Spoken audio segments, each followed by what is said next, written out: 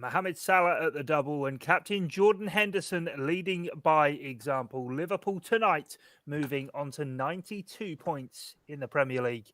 Welcome to the Debrief Live here on the Blood Red channel. I'm Guy Clarke, alongside me always, Matt Addison and Theo Squires, as we look back on the Reds' 3-1 win down at Brighton. Gentlemen, another solid showing from the Reds, getting the job done, getting the 3 points. Theo, come to you first. What were your overall thoughts on the showing from Jurgen Klopp's men? It was nice to see them start well, get early goals after the game at the weekend. It was a total contrast to that performance against Aston Villa, where we watched this first half and it felt like nothing happened. Reds hadn't woken up. Today, Liverpool were on it straight from the off. They were pressing, got their early goals. There was a bit of a drop-off after that. But Liverpool, when they've got the lead in a game, they're 9 times out of 10. Well, you probably make that 9.9 times out of 10. They're going to get 3 points. They're going to get the victory. And it was not a deserved win for them. Brighton threatened. Brighton look a decent team, and it's probably why they'll have just about enough to stay up this year. They play football the right way. But Liverpool, as they've shown time and time again this season, they're just too good for the majority of oppositions, and they don't even have to be at their very best to claim what is normally a convincing victory, and that's what we saw tonight. I'm sure we're going to go through all the main talking points, but Mohamed Salah, another 2 goals for him, keeps himself in the reckoning for the Golden Boot, and there's a nice few other positives you got littered around the tail with Naby Keita, Nico Williams, and I'm sure I'll let you and Matt get us through into that, just through for the rest of the live episode. Yeah, if you want to have your say with us whilst we're live on YouTube, comment away in the comment section, and we will try to get to a fair few of them. But Matt, we best start even right at the start. Theo, as he was saying there, Liverpool, once they get the noses in front, they're a difficult side to break down, and they don't often need help. But Brighton in the first 8 minutes gave them 2 bits of help, and they were taken on both occasions with Salah and Henderson giving Liverpool a 2-goal lead. Yeah, it's an interesting one, isn't it? Because we always sort of praise teams like Brighton for playing in the way that they do. And you see other teams, Burnley, for example, get a lot of stick for sort of going about it a different way. But I suppose that was the sort of example, really, of the way that Brighton maybe should have been a little bit more defensive and a little bit more switched on, rather than trying to play the admirable way. And I suppose when you're playing a team as good as Liverpool, if you do make a single silly mistake, as I think it was Proper who did, he gave the ball away, I think, for the first goal, and Liverpool are always going to punish you from that sort of position. So, yeah, Liverpool were, I thought, much more fluid and much more creative tonight, certainly than we've seen in the last couple of matches. But, as you say, that they didn't really need to be for those first 2 goals, because it was more Brighton giving it away in daft areas. But I suppose you've got to give huge credit to Naby Keita, and obviously the 2 finishes were excellent. You saw Mohamed Salah shouting to get Roberto Firmino out of the way for that first one, and then Jordan Henderson, someone we've spoken about plenty of times across the podcast, and I tweeted it during the game to say he's a player which he's just got so much more technical ability than what people give him credit for. And I suppose as much as Brighton did give the ball away very, very easily, you've still got to go and finish. And certainly Salah and Jordan Henderson as well, I thought they were 2 excellent strikes. And you can't really complain when you've got players all over the pitch striking the ball as well as that. And it wasn't just the goals either. I thought just generally the passing and that sort of thing, it was much, much, much more crisp tonight than we've seen, certainly against Manchester City and probably against Aston Villa as well. Liverpool just looked like they were lacking intensity and lacking sharpness, but I think we saw that come back tonight. Yeah, certainly. Well, let's talk about the main man then, Mohamed Salah, getting 2 goals. I've been mentioning it on the Blood Red podcast of recent that he only had 2 goals away from home in the Premier League to date. But as you alluded to before, Theo, he's now on to 19 goals in the Premier League so far this season, 3 behind Jamie Vardy on 22 at the top of the race for the Golden Boot. But crucially as well, Mohamed Salah getting the assist for the Jordan Henderson goal. He's got 9 assists as well. So his goal output, by far the best in the league. Yeah, definitely. There's a reason why he is Liverpool's star man. There's a reason why he's one of the Premier League's very elite players. And you can just see it. It doesn't matter that he's not getting his 44 goals that he got in that first season. Every time he plays, he's a threat.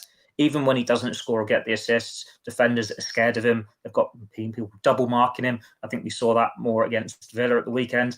But then if you're giving him time on the ball or you lose him for runs, he will punish you. He will score. And we saw that with both of his goals tonight. He could have had more. He was unlucky not to have got his hat-trick. Matt Ryan made a couple of late saves against him. And it's just great to see him enjoying his football, scoring the goals, and still being this threat. We do take him for granted somewhat. I know we've said that on Blood Red time and time again, because this is a player now who's on the verge of getting 20 goals in the Premier League season for the third year running. And it's pretty much unheard of for Liverpool. Like, you'll have your players who have got 20 goals in a season a few years running, like Robbie Fowler, Michael Owen. But to do it in the league, it takes a bit more. It takes something special. And it shows that the team has to be right at the top of its game at the highest level. And it's all just coming together for Liverpool at the right time in recent years. And a big part of that is Mohamed Salah and him establishing himself as one of the very best forwards in world football. The fact that he can miss so many chances and still score so many goals. Yeah, and Matt, just in the statistics flash up there, 104 games in the Premier League now, and he's got 100 goal involvements in that time, 73 goals, 27 assists, but contributing 100 goals in 104 games, going onto the field of play, effectively knowing you've got a player who, whether he's going to score or assist, is going to come up with a goal for you, sort of helps Liverpool no end, doesn't it? Yeah, it's crazy numbers, isn't it, for somebody who came in with a bit of a reputation more from his time at Chelsea than anywhere else for not having that end product and final ball or what have you. But yeah, he's an incredible footballer. And, you know, as Theo says, every time he comes onto the pitch, you expect him to score a goal. And, you know, it's not just the direct impact of that, but it's the attention that he then brings upon himself. Obviously, Brighton couldn't cope with him tonight, but there's no doubt that their defence will have had in their minds that Sadio Mane wasn't playing, so it was, you know, all eyes on him, and then that creates space for the other players around him. So yeah, he's just so good, and, you know, obviously goals are the main thing for certainly for forward players like Salah, but it's the other parts of his game as well. He's more than capable of bringing other players into the game. I thought towards the end he was sort of obviously going for goals and was trying not to pass to his teammates. I think that's understandable given, you know, how much he personally will value that golden boot. And I think, what is he, 3 now behind Jamie Vardy? So look, it's one of those where sometimes he does come across as being a little bit selfish, but, you know, that's not necessarily a bad thing. I think for the very elite players, that's what you sometimes have to be, certainly in those positions. And, you know, if you look at Messi, you look at Ronaldo, you look at, say, Alan Shearer, who's been there and done it in the Premier League with those sorts of numbers. If you asked any of them if selfish was a bad or a good trait, I know exactly what their answer would be. Yeah, we got a chat going on in the live chat on YouTube. Want to get your guys' opinion on it. Questioning, saying, really want to know your guys' opinion on Joe Gomez during this debrief. He looks a bit sluggish and unreliable at the moment. Is it time Liverpool do look to bring in a new centre half? There is a split of opinion in there, Theo, in terms of, I think there was an incident right at the end of the game, Gomez trying to turn the ball back to Alisson Becker and didn't quite get too much contact on it and tugged back at Aaron Connolly. But just whether or not, I suppose Lovren's, we don't know where he is really. He looked a bit sluggish against Everton. Of course, Joel Matip is out for the rest of the season. Regardless of Joe Gomez's form, is it time that Liverpool do look towards strengthening the heart of the defence anyway? Not necessarily for a starter. I'm a big fan of Joe Gomez. He's a very talented centre-back, and the numbers speak for themselves. Liverpool are so much better defensively when he's in that team alongside Virgil van Dijk. Liverpool's backline has had a lot of praise since Addison and Van Dijk came in, but if you break it down, the clean sheets are there mainly when it is Van Dijk and when it is Gomez. It does go up another level.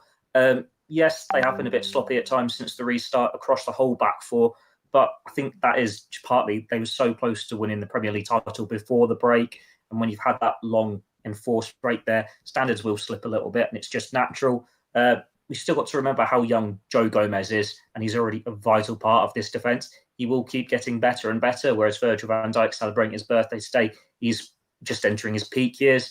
So it's a partnership, I think, where you want to see the best of him.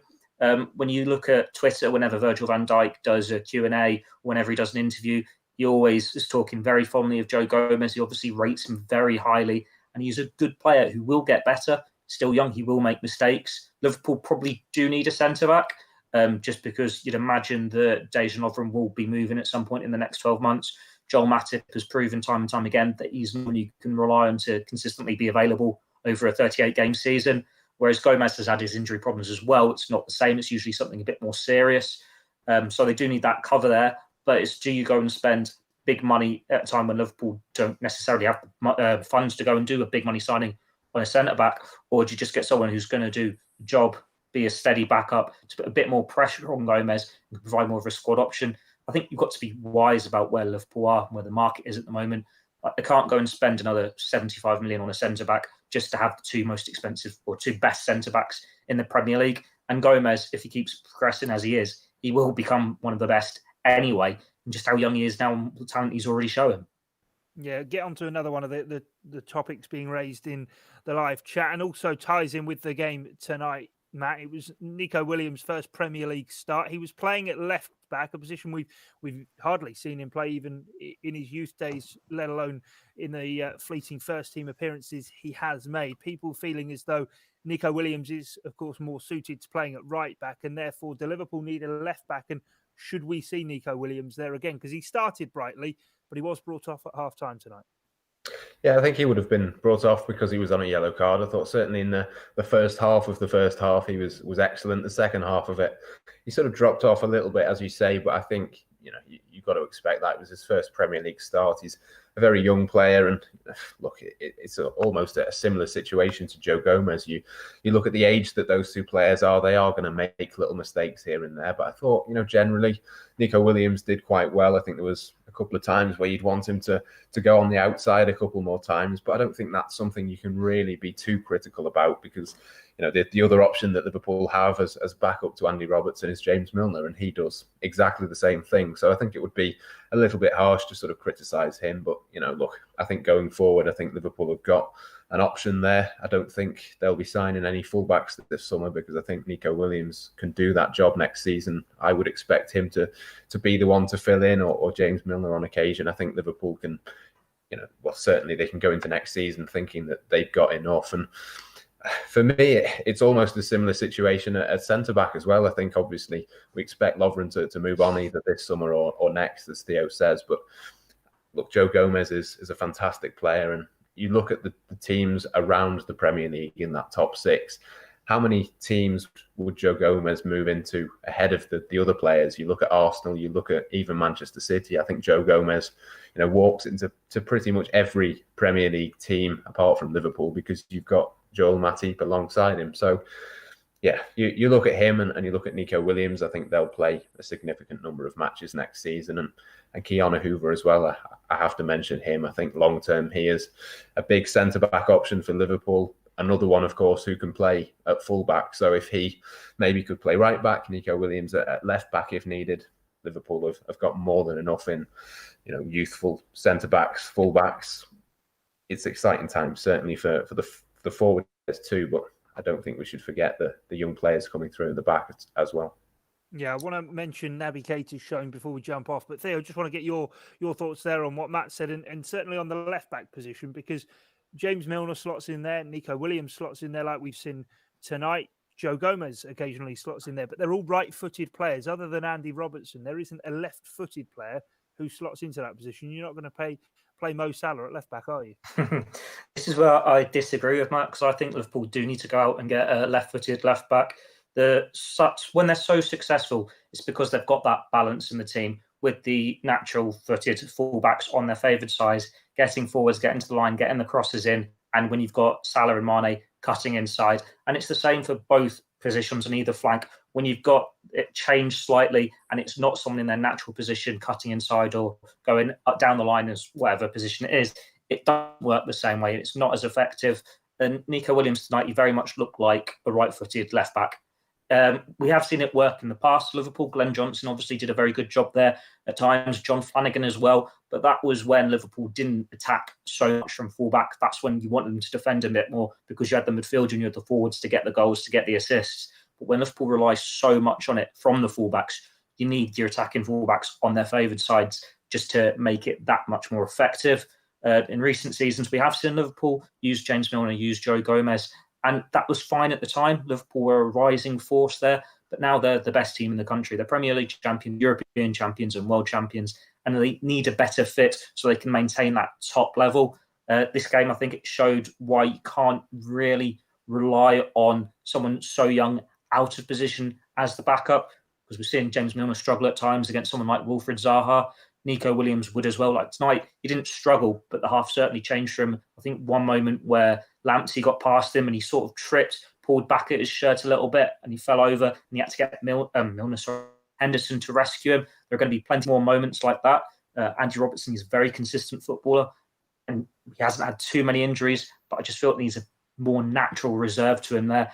And if you're not going to say trust your left-foot options like Larouci or an Adam Lewis, it's a position that Liverpool will need to reinforce in the market. And it's probably the one position that fans would pick out as, yes, that is where Liverpool are weakest in the squad at the moment, just in terms of depth. Yeah, right. Before we go then, we'll quickly talk about Naby Keita. Matt, come to you. And a lot of people getting very, very excited about just how well Naby Keita played, certainly in that first half tonight. Yeah, certainly one of, if not his best Liverpool performance. I thought that was, an example really of, we say it all the time, if he can stay fit, this is a real player that Liverpool have got on their hands. And I think we saw, certainly in the first half, as you say, I think we saw the RB Leipzig version of Naby Keita. I think he was absolutely brilliant. He was all over the place, didn't put a foot wrong really. And, the pressing, the way that he passed the ball and moved it around, it was exactly what he is in that team to do. And I thought it interesting as well that he played almost, as I say, all over the place. There was lots of fluidity. Jordan Henderson played at the base of that midfield, but then you couldn't really pinpoint who was supposed to be to the left of him and who was to the right of him, because him and Gini Wijnaldum were sort of mixing it up and moving themselves all around the pitch. And I thought that was, really, really good to see. I think for Naby Keita, it's, as I said on this show over the weekend, it's about getting a string of performances together now. I think he is come into the team. He's done really well. It's now a case of keeping him there and making sure he does that for the rest of this season and hopefully into the start of the next one as well. So I think the fact he came off, I think, what was it, about 60 minutes, he was withdrawn as a substitute. I think that probably is an indication that Jurgen Klopp has got one eye on picking him again in the future. And I think, on the basis of that performance, I mean, why on earth wouldn't you? Because that was the Naby Keita that Liverpool have been waiting 2 years basically now to see. Hopefully he can stay injury-free. If he does stay injury-free, for me, he's in Liverpool's best team. He's played in all 5 of the games of Project Restart, Theo. He started 3 of those 5 matches. You do get that this is, obviously, those have been in a very condensed period of time now, and he's stayed fit, therefore, throughout all of this run. You do get the feeling now that this might be the time where if he can get through and feature in all 9 of these games in a short space of time, we might now begin to see, as Matt said, the player Liverpool have waited 2 years for. Potentially, but I think it's important not to get carried away as well, because we've said this before when he's had his runs in the team before, and it's not been consistent after a steady run. Like, he was very good in December when Liverpool were going off to Qatar for the FIFA Club World Cup, and then it just fell apart there.